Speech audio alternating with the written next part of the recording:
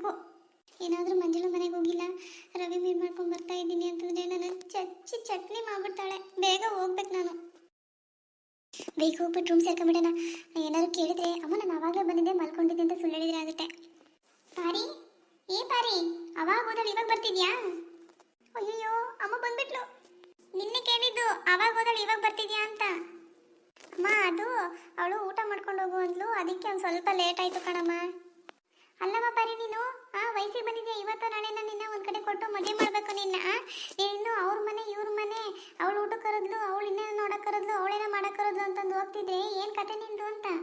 ಅಮ್ಮ ಅದೇನಿಲ್ಲ, ಇನ್ಮೇಲೆ ಸ್ವಲ್ಪ ಬೇಗನೆ ಬರ್ತೀನಮ್ಮ, ಎಲ್ಲನೂ ಹೋದ್ರೆ ಲೇಟ್ ಮಾಡಲ್ಲ. ಯಾಕಂತ ತಡವರಿಸ್ತದೀಯಾ? ಏನು ಸುಳ್ಳು ಹೇಳ್ತಿದ್ಯಾ? ಏನು ಕತೆ ನಿಂದು? ಹಂಗೇನಿಲ್ಲಮ್ಮ. ಏನೋ ಅಮ್ಮ, ನೀನು ನೋಡ್ತೀರ ನನಗೆ ಯಾಕೋ ಒಂದು ಸ್ವಲ್ಪ ಅನುಮಾನ ಬರ್ತಾ ಐತೆ. ನೀನೇನೋ ನಮಗೆ ಸುಳ್ಳು ಹೇಳ್ಬಿಟ್ಟು ನಮಗೆ ಮೋಸ ಮಾಡಿ ಎಲ್ಲೆಲ್ಲ ಬೇರೆ ಕಡೆ ಓಡಾಡ್ತಿದ್ಯಾ ಅಂತ ಅನ್ನಿಸ್ತಾ ಐತೆ. ಅಮ್ಮ ಇಲ್ಲಮ್ಮ, ನಾನು ಯಾವ ಮೋಸ ಮಾಡಿ ನಿನಗೆ? ಏನೋ ಅಮ್ಮ, ನಾವು ನಮ್ಮ ಮಕ್ಕಳು ಮೋಸ ಮಾಡಲ್ಲ ಅಂತಂದು ಒಂದು ಕಡೆ ನಂಬಿಕೆ ಇಟ್ಟು ಕಳಿಸ್ತೀವಿ, ನಂಬಿಕೆ ಉಳಿಸ್ಕೊಳ್ಳೋದೇ ಬಿಡೋದು ನೀವೇ ಬಿಟ್ಟಿದ್ದು.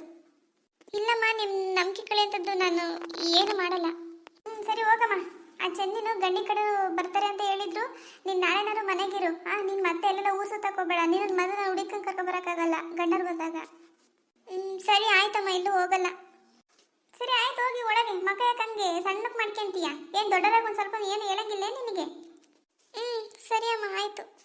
ಸರಿ ಹೋಗಮ್ಮ ಒಳಗೆ. ಹೋಗಲ್ಲ, ಒಳಗೆ ಹೋಗಿ ಏನೇನು ಕೆಲಸದಾಗ ನೋಡ್ಕೊ ಹೋಗಿ. ಹ್ಞೂನಮ್ಮ. ಇಲ್ಲ, ನಮ್ಮ ವೆಂಕಟೇಶ ಹೇಳ್ದ, ನಮ್ಮ ಪಾರಿಯೇನೋ ಆ ಶ್ರೀಕಂಠಪ್ಪನ ಮಗನ ಜೊತೆಗೆ ಸ್ವಲ್ಪ ಓಡಾಡ್ತಾಳೆ ಅಂತಂದು. ನಮ್ಮ ಪಾರಿ ಮೇಲೆ ಸ್ವಲ್ಪ ಕಣ್ಣಿಟ್ಟಿರಬೇಕು. ಏನು ನೋಡೋಣ, ನಾಳೆ ಹಿಂಗಿರೋ ಆ ಚೆನ್ನಿ ಗಂಡಿ ಕಡೆನ ಕರ್ಕೊಂಬರ್ತೀನಿ ಅಂದಾಳೆ. ಏನೋ ಕೂಡಿರತ್ಲಾಗೆ ಮಾಡಿ ಅವ್ರವ್ರ ಮನೆಗೆ ಅವ್ರನ್ನ ಕಳಿಸ್ಬಿಟ್ರೆ ನನ್ನ ತಲೆ ಮೇಲಿನ ಅರ್ಧ ಜವಾಬ್ದಾರಿ ಕಳೆದ್ಬಿಡುತ್ತೆ. ಅಯ್ಯೋ, ಒಲೆ ಮೇಲೆ ಹಾಲು ಇಟ್ಟಿದ್ದೆ, ಮರ್ತೇ ಬಿಟ್ಟೆ. ಈ ಪಾರಿ ಜೊತೆ ಮಾತಾಡ್ಕಂತ ಹಾಲು ಉಕ್ಕೋಯ್ತೋ ಏನೋ. ಈಗ ರಾತ್ರಿ 1 ಗಂಟೆಯ ಸಮಯ. ತುಂಬಾ ಹಶ್ವಾಗ್ತೈತೆ, ಹೊಟ್ಟೆಗೆ ಇಲಿಗೂ ಓಡಾಡ್ದಂಗೆ ಆಗ್ತಾ ಐತೆ. ರಾತ್ರಿ ಬೇರೆ ತಿನ್ಬಿಟ್ಟು ಮಕ್ಕಳಿಲ್ಲ ನಾನು ದಿಮಾಕಲ್ಲಿ. ಈಗ ನೋಡಿದ್ರೆ ತುಂಬಾ ಹೊಟ್ಟೆ ಹಸುವಾಗ್ತಾ ಐತೆ. ತಡಿ, ಅಡಿಗೆ ಮನೆಗೆ ಹೋಗ್ಬಿಟ್ಟು ನೋಡೋಣ ಏನಿದೆಯೋ ಏನಿಲ್ಲೋ ಅಂತ. ಏನು ನಾನು ತಿಂದಿಲ್ಲ ಅಂತಂದೆಲ್ಲ ಇವರೇ ಬಾಚಿ ಬಳ್ಕೊಂಡು ಹಾಕೊಂತೀನಿ, ಕಾಲಿಗಿಲಿ ಮಾಡಿದಾರೋ ಏನೋ. ನೋಡ್ತೀನಿ ಫಸ್ಟ್ ಹೋಗಿ. ಹೊಟ್ಟೆ ನನಗೆ ಹಸು ತಡಿಯೋಕ್ಕೆ ಆಗ್ತಿಲ್ಲ. ಏನಿದೆ ಅಪ್ಪ?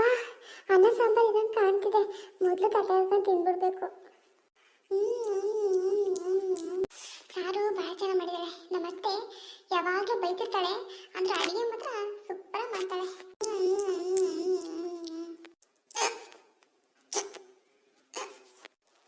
ಅಯ್ಯೋ, ಇದೇನಪ್ಪ ಬೆಕ್ಲಿಕ್ಕೆ ಬರ್ತೈತೆ. ನಾನು ಬೇರೆ ಇಷ್ಟೊತ್ತಲ್ಲಿ ಕದ್ದು ತಿಂತಿದ್ದೀನಿ. ಯಾರಿಗಾದ್ರೂ ಗೊತ್ತಾದ್ರೆ ಅಷ್ಟೇ, ನನ್ನ ಆಡ್ಕೊಂಡ್ಬಿಡ್ತಾರೆ.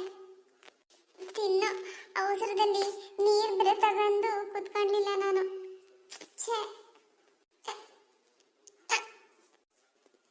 ಈ ಬೆಕ್ಲಿಗೇನೋ ಜಾಸ್ತಿನೇ ಆಗ್ತಿದೆ. ಏನೇ ಅಷ್ಟೊಂದು ಬಿಕ್ಕಿಸ್ತಿದ್ಯಾ? ಯಾರು ಅಲ್ಲ, ನಾಳೆ ನಿನ್ ಗಂಟೆ ಬಂದಿರೋದು. ತಿನ್ನು ತಿನ್ನು. ಹ್ಞೂ ನಾನೇ. ತಗ, ಮೊದಲು ನೀರು ಕುಡಿ, ಆಮೇಲೆ ಬಿಕ್ಕಿಸ್ಕೊಂಡು ಸತ್ತೇ ಓದಿಯಾ. ಆಮೇಲೆ ಫಸ್ಟ್ ನೀರು ಕುಡಿದ್ಬಿಟ್ಟು ಆಮೇಲೆ ಊಟ ಮಾಡು. ಸರಿ ಕೊಡು.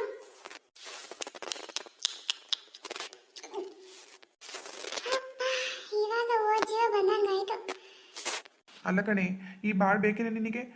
ರಾತ್ರಿ ಬಿಸಿ ಬಿಸಿ ಬಿಸಿದು ಮುದ್ದೆ ಆಗಿತ್ತು, ಅನ್ನ ಆಗಿತ್ತು, ಸಾರಾಗಿತ್ತು. ದಿಮಾಕ್ ಮಾಡ್ಕೊಂಡು ಹಂಗೆ ಬಿತ್ಕೊಂಡೆ ನನಗೆ ಊಟ ಬೇಡ ಅಂತಂದು. ಸರ್ವತ್ ದೆವ್ವತಿನ ತಿಂತಿದ್ಯಲ್ಲ ನೀನು.